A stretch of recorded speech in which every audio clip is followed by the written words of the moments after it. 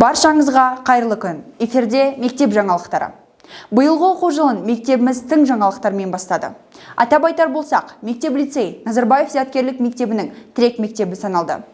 Тараз қаласындағы физика-математикалық Назарбаев зияткерлік мектебінің директоры, оқу ісі әдістемелік жөніндегі директордың орынбасары, IT маманы, физика, химия, математика, қазақ тілі мен әдебиеті пәннің мұғалімдері, мектеп-лицей мұғалімдеріне әдістемелік қолдау көрсету мақсатында әдістемелік көмектерін ұсынған болатын.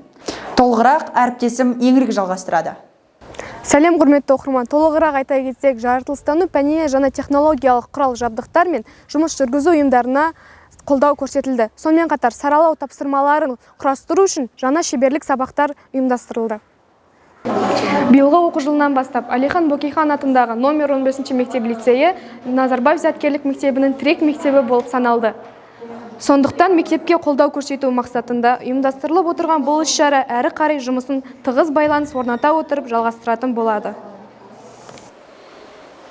Жалғастырамыз. Мектеп-лицейге Назарбаев зияткерлік мектебінің оқыту тәжірибесін енгізу мақсатында алғашқы офлайн семинар практикум өтті. Назарбаев зияткерлік мектебінің директоры Қаракөз Ізбасарқызы бастаған оқытушылар тобымен оқу тәрбие жолындағы өзекті мәселелерді шешу жолын уағдаласты.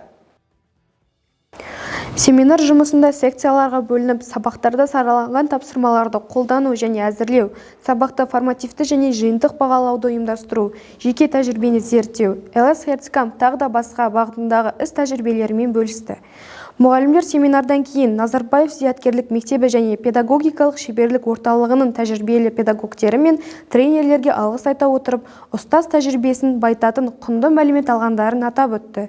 Мұндай оқу тәрбие процесін жетілдіру мақсатындағы шаралар алдағы уақытта да өз жалғасын таппақ. Кемел Назым, Айтпа Еңлік, мектеп жаңалықтары.